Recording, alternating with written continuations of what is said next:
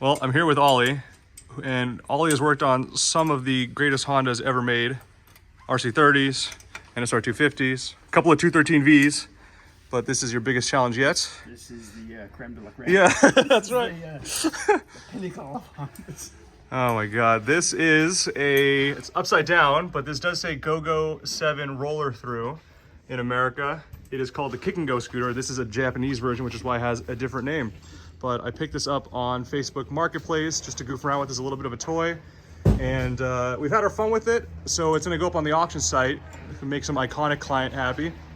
There was a problem. There's some extra slop in the steering. I'll explain this later. I just saw Ollie working on it, so I wanted to catch him in the act. And but we'll kind of fill you in on the rest of this video about what this thing is like and what it's like to ride. Thank you, Ollie.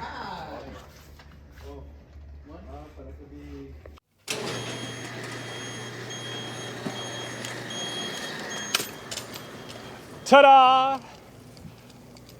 And, hey, the brakes work. Well done, Ollie. This is my Honda GOGO7. Soon to be your GOGO7 if you're the winning bid or bidder on this auction.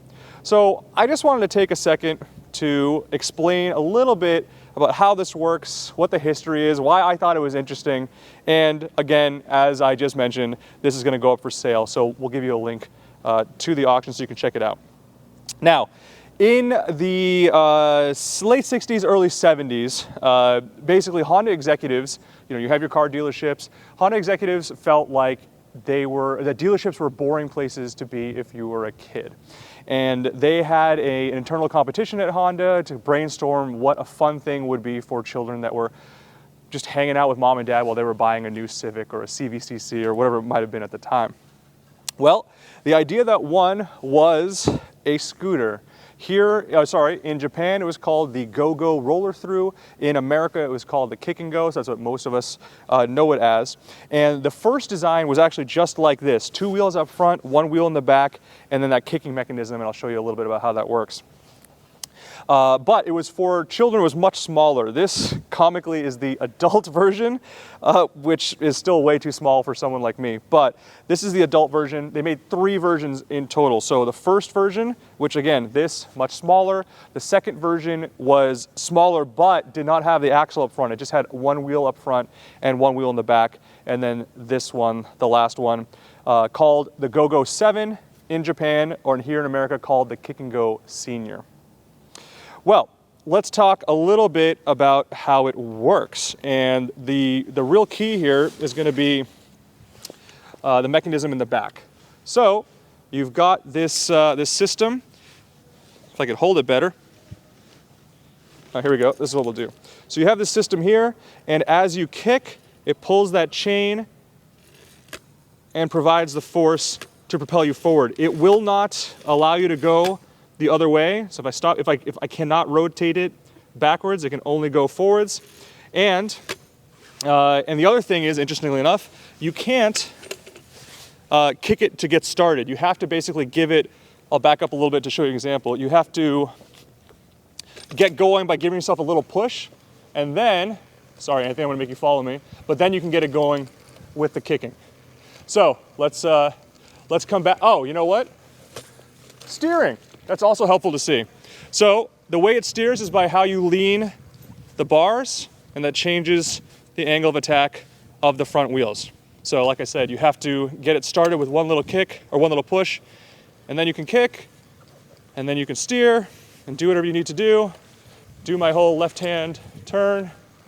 Admittedly, I way too much for this thing, and it's faster just to scoot along, kind of doing this like any other scooter. But the novelty is really interesting, and it is an official Honda licensed product. Supposedly, sometime in this, so this is the final model they made in 1976. Supposedly, in that same year, 2 children died while using this in separate accidents. But I don't know, it's one of those internet folklore things. They say it on a few websites, but there doesn't really seem to be any proof of that. But either way, Honda did stop making these things, and now they're kind of collectibles. I first encountered one of these at the Honda Museum in Torrance, California, and it always just stuck in the back of my mind, oh, that'd be cool to have. I've always been kind of a Honda fanboy. And so I found this on Facebook Marketplace a few months ago, thought it was pretty cool. There was a couple of pieces that need to be adjusted, so we had the shop do that, as you saw earlier with Ollie. And then I just thought it'd be fun for everyone to give it a try. We've all had our time with it, and I think it's time for the next Honda fan to enjoy this and add it to their collection. The last thing that I should mention, I think, is that there is a brake. It's not amazing, but it's this cable actuated brake that works on the rear wheel like that.